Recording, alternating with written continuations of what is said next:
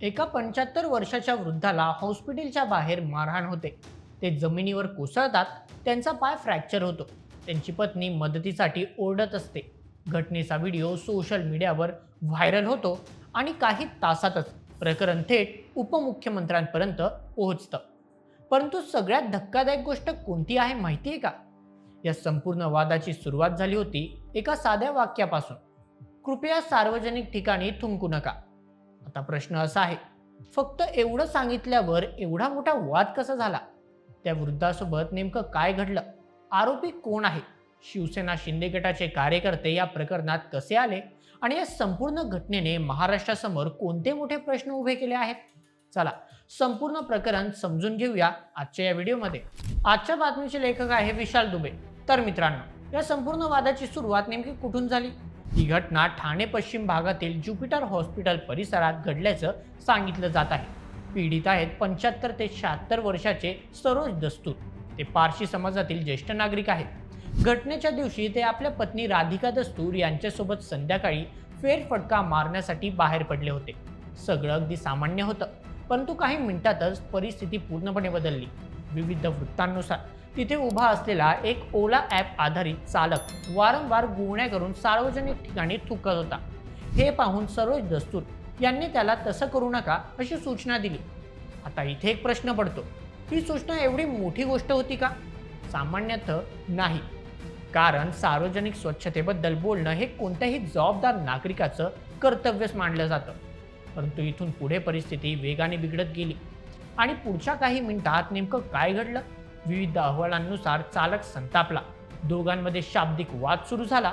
सुरुवातीला हा केवळ वाद होता, परंतु काही क्षणातच परिस्थिती बिघडली. आरोप आहे की चालकाने वृद्ध व्यक्तीला ढकललं किंवा मारहाण केली. काही अहवालांमध्ये दगड फेकल्याचाही उल्लेख करण्यात आला. व्हायरल झालेल्या व्हिडिओमध्ये वृद्ध व्यक्ती जमिनीवर पडलेले दिसतात. त्यांची पत्नी मदतीसाठी विनंती करताना दिसते. आजूबाजूचे लोक परिस्थिती शांत करण्याचा प्रयत्नही करताना दिसतात. परंतु तोपर्यंत नुकसान झालेलं होतं. आता अनेक भांडणं होतात, वाद होतात. मग हे प्रकरण एवढं मोठं का झालं? कारण यात फक्त वाद झाला नाही, तर गंभीर दुखापत झाली. विविध वृत्तांनुसार सरोज दस्तूर यांचा पाय फ्रॅक्चर झाला. त्यांना इतरही दुखापती झाल्या आणि त्यांना रुग्णालयात दाखल करावं लागलं. आता इथेच हा विषय साध्या भांडण्याच्या चौकटीतून बाहेर पडतो. कारण जेव्हा एखाद्या ज्येष्ठ नागरिकाला गंभीर दुखापत होते, तेव्हा समाजाची प्रतिक्रिया वेगळी असते. लोकांच्या डोळ्यासमोर त्यांचे स्वतःचे वडील, आजोबा किंवा कुटुंबातील ज्येष्ठ सदस्य उभे राहतात आणि त्यामुळे या घटनेने लोकांना भावनिकरित्या अस्वस्थ केले. परंतु ही घटना फक्त ठाण्यापुरती मर्यादित राहिली नाही. काही तासातच ती संपूर्ण राज्यभर चर्चेचा विषय बनली. परंतु लोक एवढे अस्वस्थ का झाले? कारण सोशल मीडियावर अनेक लोक एकच प्रश्न विचारत होते: जर एखादा नागरिक सार्वजनिक ठिकाणी चुकीच्या गोष्टीला विरोध करणार असेल आणि त्या बदल्यात त्याच्यावर हल्ला होणार असेल, तर मग नागरिकांनी बोलायचं तरी कसं? फक्त एका व्यक्तीची घटना राहिली नाही, तर ती नागरिकांच्या सुरक्षेच्या चर्चेचा विषय बनली. आता इथेच या कथेत आणखी एक नवीन अध्याय सुरू होतो. कारण व्हिडिओ व्हायरल झाल्यानंतर राजकीय कार्यकर्त्यांचीही एंट्री झाली. व्हिडिओ व्हायरल झाल्यानंतर ठाण्यात संतापाची लाट निर्माण झाली. त्यानंतर शिंदे गटाच्या शिवसेनेच्या काही कार्यकर्त्यांनी आरोपीचा शोध सुरू केल्याचं वृत्त आहे. काही तासात आरोपीचा शोध घेण्यात आल्याचं सांगितलं जातं. मात्र इथे आणखी एक नवीन वाद निर्माण झाला. कारण आरोपीला पकडल्यानंतर काही कार्यकर्त्यांनी त्यालाही मारहाण केल्याचे व्हिडिओ समोर आले.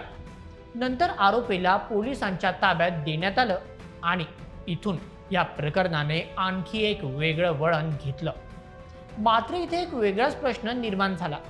कारण आता चर्चा फक्त वृद्धावर झालेल्या हल्ल्याची राहिली नव्हती.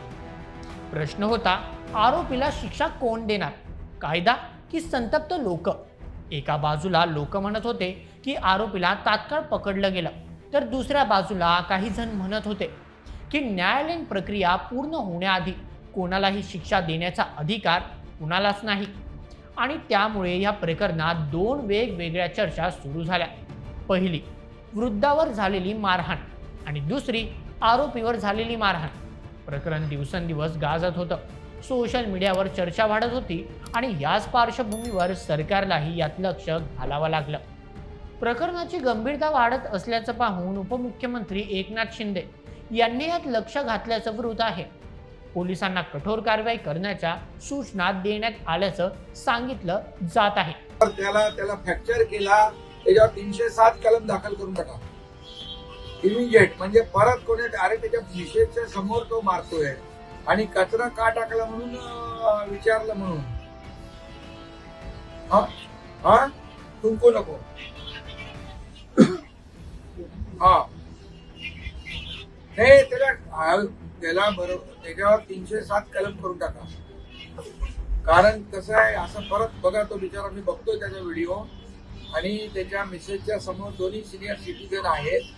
असं जर झालं तर काय कोणी म्हणजे कचरा टाकू नये, थुंकू नये असं म्हणणं गुन्हा आहे का?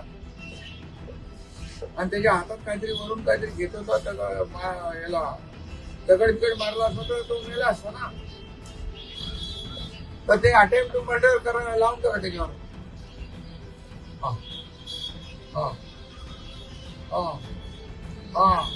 तो बिचारा फ्रॅक्चर झालाय.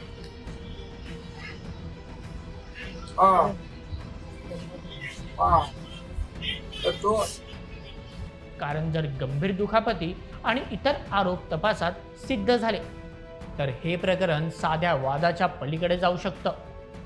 परंतु भावना आणि आरोपींच्या पलीकडे जाऊन पोलिसांसमोर एक वेगळंच आव्हान उभं आहे. ते म्हणजे सत्य नेमकं काय आहे हे सिद्ध करणं. पोलीस सध्या व्हायरल व्हिडिओ, प्रत्यक्षदर्शी साक्षीदार, वैद्यकीय अहवाल, दगडफेकीचा आरोप आणि संपूर्ण घटनाक्रमाची पडताळणी करत आहेत. या तपासानंतरच अंतिम आरोपपत्रात कोणती कलम कायम राहतील हे स्पष्ट होईल. मात्र ही घटना फक्त एका मारहाणीची गोष्ट नाही, कारण या प्रकरणाने आपल्या समाजासमोर काही मोठे प्रश्न उभे केले आहेत. पहिला प्रश्न सार्वजनिक स्वच्छतेचा. आजही सार्वजनिक ठिकाणी थुंकणं, कचरा टाकणं आणि अस्वच्छता ही मोठी समस्या आहे. दुसरा प्रश्न ज्येष्ठ नागरिकांच्या सुरक्षेचा. आपले आई वडील आणि आजी आजोबा सार्वजनिक ठिकाणी किती सुरक्षित आहेत. तिसरा प्रश्न रागावर नियंत्रणाचा. एक साधी सूचना काही मिनिटात हिंसेमध्ये कशी बदलते हा विचार करण्याचा विषय आहे. आणि चौथा सर्वात मोठा प्रश्न न्याय व्यवस्थेवर विश्वासाचा. जर लोक स्वतः शिक्षा देऊ लागले तर कायद्याची भूमिका नेमकी काय राहते. आणि म्हणूनच या संपूर्ण प्रकरणाकडे फक्त एका गुन्ह्याच्या नजरेने पाहून चालणार नाही. कारण इथे प्रश्न फक्त एका वृद्धावर झालेल्या हल्ल्याचा नाही. प्रश्न आहे नागरिक शिस्तीचा. प्रश्न आहे ज्येष्ठ नागरिकांच्या सुरक्षेचा.